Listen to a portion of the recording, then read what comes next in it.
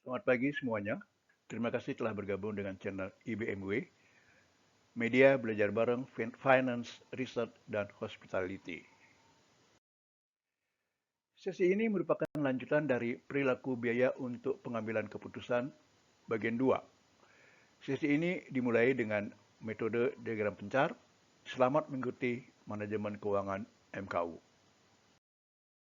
Metode diagram pencar atau scatter diagram. Dengan metode ini ditentukan dua sumbu, vertikal dan horizontal. Sumbu vertikal untuk biaya tetap dan variabel dependen atau biaya pemeliharaan, dan sumbu horizontal untuk variabel independen atau aktivitas bisnis atau jumlah kamar terjual. Misalnya, untuk Januari, biaya pemeliharaan 24.800.000, kamar terjual 3.720. Pada sumbu vertikal dicatat biaya ini, kemudian ditarik ke kanan. Pada sumbu horizontal dicatat kamar terjual, kemudian ditarik garis ke atas. Perpotongan kedua garis ini pada satu titik. Cara yang sama dilakukan untuk bulan-bulan yang lain dalam tahun. Setelah titik-titik berpotongan semua didapat, langkah selanjutnya adalah menarik garis diagonal yang membagi ke-12 titik menjadi sama, yaitu 6 titik di atas dan 6 titik di bawah garis diagonal. Perpotongan garis diagonal ini dengan sumbu vertikal merupakan biaya tetap. Titik perpotongan garis ini dengan sumbu vertikal pada 13.200.000. Artinya bahwa biaya tetap sebulan sebesar ini. Estimasi biaya tetap untuk setahun menjadi 158.400.000. Itu didapat dari 12 kali 13.200.000.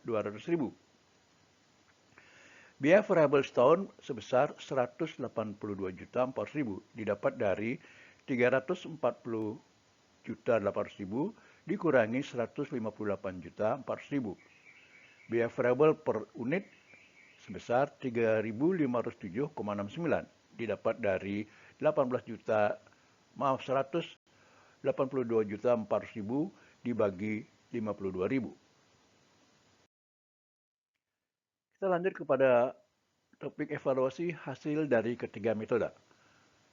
Dengan menerapkan ketiga metode untuk menentukan biaya tetap dan variabel dari biaya pemeliharaan, didapat hasil berikut.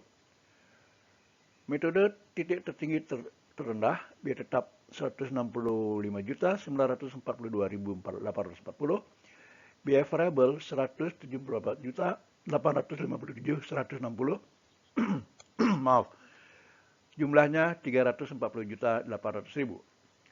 Metode analisis regresi, biaya tetap 130.539.523, biaya variabel 210.260.477, jumlahnya 340.800.000. Metode diagram pencar, biaya tetap 158.400.000, biaya variabel 182.400.000, jumlahnya 340.800.000. Dari hasil di atas dapat dianalisis bahwa terjadi perbedaan yang berarti sebesar 25% antara biaya tetap dari metode titik tertinggi terendah dengan analisis regresi. Karena metode regresi merupakan metode statistik dengan kedapatan yang tinggi, maka hasil analisis regresi yang diterapkan. Kita lanjut dengan topik biaya dihubungkan dengan rentang pengendalian. Bila dihubungkan dengan rentang pengendalian dalam akuntansi pertanggungjawaban, maka biaya dapat diklasifikasikan menjadi yang dapat dikendalikan atau controllable dan yang tidak dapat dikendalikan atau uncontrollable. Biaya yang dapat dikendalikan atau controllable. Pemahaman biaya yang dapat dikendalikan adalah yang menjadi tanggung jawab manajer yang bersangkutan. Misalnya, harga pokok makanan adalah tanggung jawab seorang food and beverage manager. Karenanya, Harga pokok makanan dapat dikendalikan oleh Food and Beverage Manager. Demikian pula halnya untuk biaya yang dipakai habis di kamar atau room supplies, merupakan tanggung jawab seorang eksekutif housekeeper. Karenanya, merupakan biaya yang dapat dikendalikan oleh eksekutif housekeeper. Biaya-biaya yang dapat dikendalikan oleh seorang manajer merupakan tanggung jawab manajer yang bersangkutan. Dengan kata lain, seorang manajer coffee shop misalnya, hanya bertanggung jawab atas biaya-biaya yang terjadi di coffee shop.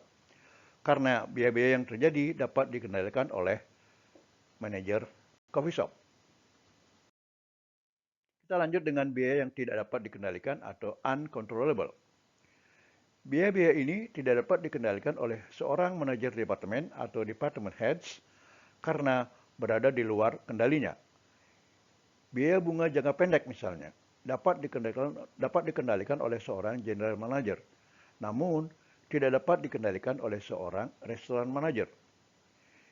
Biaya bunga ini merupakan biaya yang tidak dapat dikendalikan oleh restoran manager karena berada di luar pengendaliannya.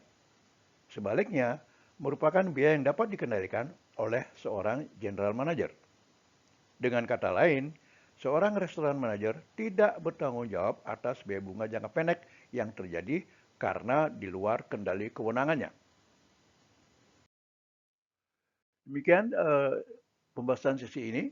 Silakan dikaji selanjutnya perilaku biaya untuk pengambilan keputusan bagian 4. Selamat mencoba, sehat selalu.